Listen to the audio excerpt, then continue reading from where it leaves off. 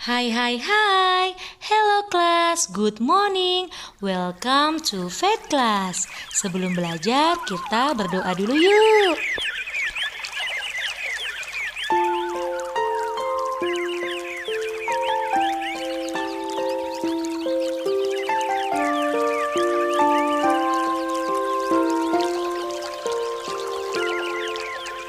Selamat pagi Bapa, selamat pagi Yesus, selamat pagi Roh Kudus.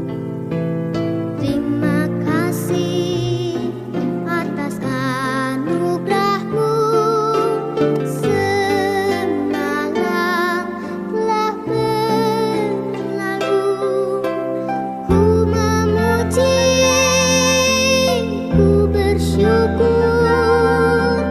memuliakan nama-Mu.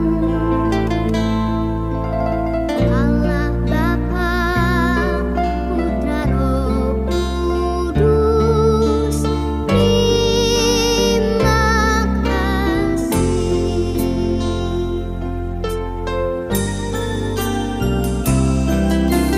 Selamat pagi Bapa, selamat pagi Yesus, selamat pagi Roh Kudus.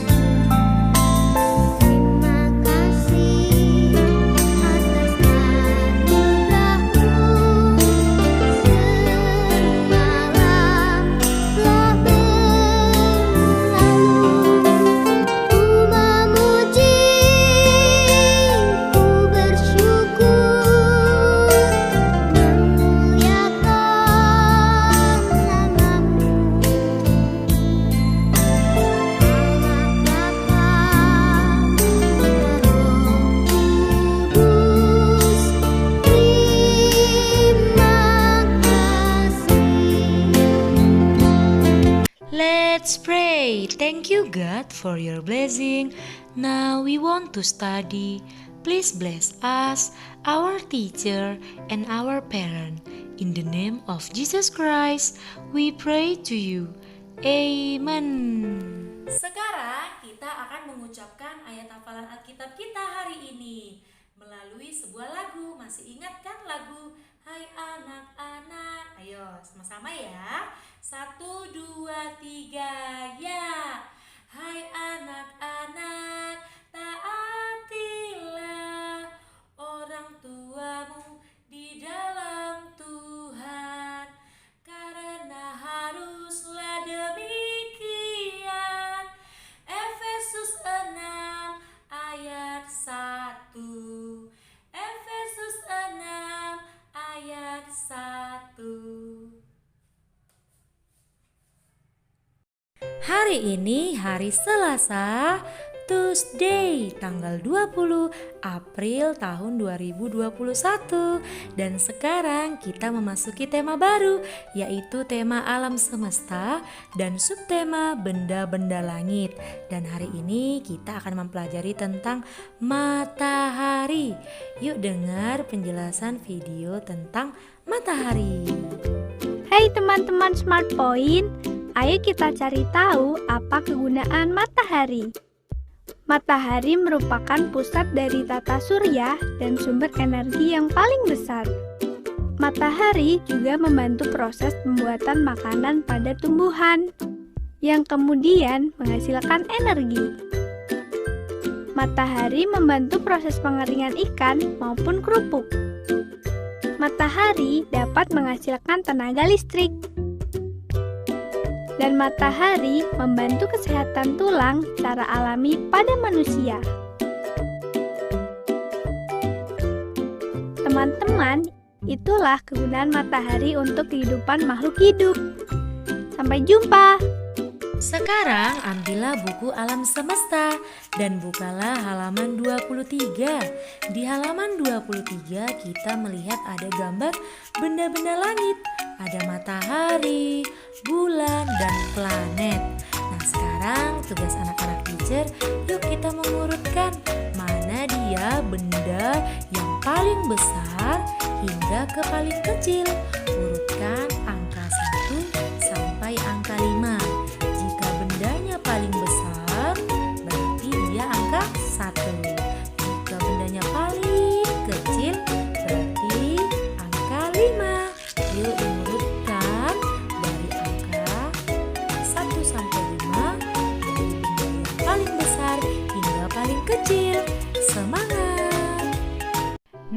open your English book, page 26. Complete the missing letters, match the picture with the correct word. Ayo kita melengkapi kata dan menghubungkan ke gambar yang tepat. Nah, perhatikan di sebelah kanan ada sebuah kata hanya huruf depannya saja. CSRMS. Nah, sekarang kita akan melengkapinya. Untuk yang pertama itu cloud. CLOUD. Cloud. Itu adalah awan. Ayo, tarik garis ke gambar awan. Nah, yang selanjutnya ada huruf S di depannya. Star. Apa itu star? Bintang. Ayo hubungkan ke gambar bintang ya. Yang ketiga, huruf depannya R. Rainbow. Rainbow itu adalah pelangi. Ayo tarik garis ke gambar pelangi ya. Selanjutnya M. Moon. MOON. Itu adalah bulan. Tarik garis ke gambar bulan ya. Dan yang terakhir, sun. SUN adalah matahari. Silakan tarik garis ke gambar matahari. Sudah selesai. Sekarang coba teacher list tanya, apa bahasa Inggris matahari? Bahasa Inggris bulan? Awan? Pelangi? Bintang? Wow, pasti anak-anak teacher sudah tahu bahasa Inggris dari benda-benda langit yang teacher list sebutkan tadi. Dan sekarang pasanglah stikernya. Oh iya, ternyata buku Tanah Airku belum siap. Sekarang coba buka halaman 19. Di halaman 19 kita akan melihat tanaman khas Indonesia. Nah, tugas anak-anak teacher adalah yuk tarik garis, kita akan menyusun pola-pola. Nah, coba yang pertama lihat, ada bunga-bunga di sana. Bunga warna putih, ungu, lanjut lagi yang merah. Terus selanjutnya yang putih. Nah, setelah bunga yang warna putih, lanjut bunga warna apa ya? Silakan tarik garis ke kotak yang kosong. Begitu juga dengan buah-buahannya. Coba lihat, ada buah durian, rambutan, salak. Nah, selanjutnya apa lagi? Durian lagi teacher. Setelah buah durian apalagi? Rambutan. Silakan tarik garis ya ke gambar yang sesuai dengan urutan pola. Oke, ingat ya, buku Tanah Airku. Semangat. Timun Mas. Di suatu desa hiduplah seorang janda tua yang bernama Mbok Sarni. Dia tinggal sendirian dan merasa kesepian. Dia sangat mendambakan adanya seorang anak yang bisa menemaninya.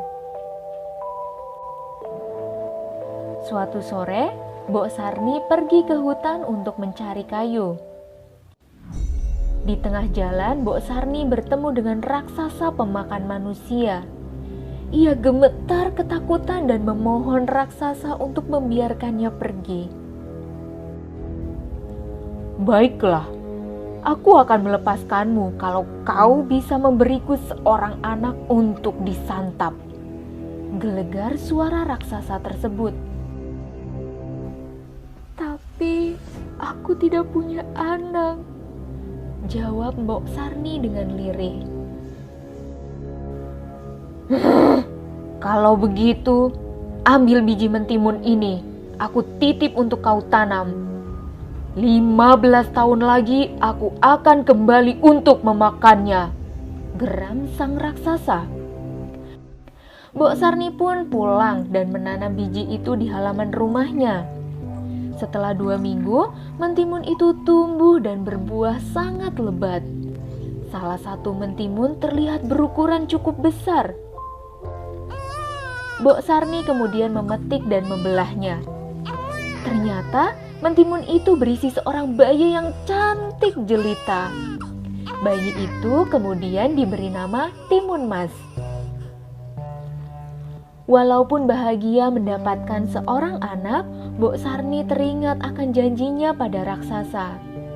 Ia berpikir keras mencari cara agar timun mas tidak diambil oleh raksasa.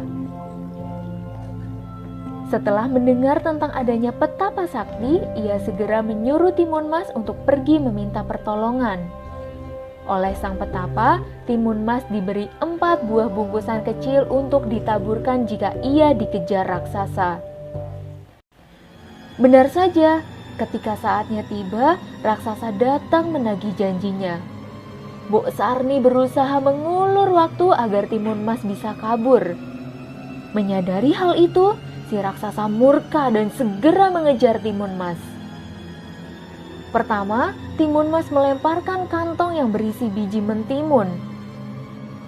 Sungguh ajaib, timbul ladang mentimun yang lebat buahnya.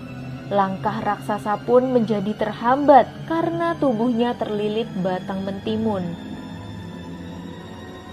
Lalu, dari jarum di kantong kedua, tumbuhlah pohon bambu yang sangat tinggi dan tajam. Kemudian, garam dalam kantong ketiga mengubah hutan menjadi lautan yang sangat luas. Namun, raksasa tetap saja berhasil terbebas dari hambatan dan terus mengejar timun mas. Ketakutan, timun mas pun melempar kantong terakhirnya yang berisi terasi. Dari situ terbentuklah lautan lumpur yang mendidih. Akhirnya sang raksasa terjebur di dalamnya dan mati. Timun mas kembali ke rumah Mbok Sarni dengan lega. Mereka pun kini hidup berbahagia. Nah, anak-anak teacher pasti sudah mendengarkan cerita dongeng Timun Mas.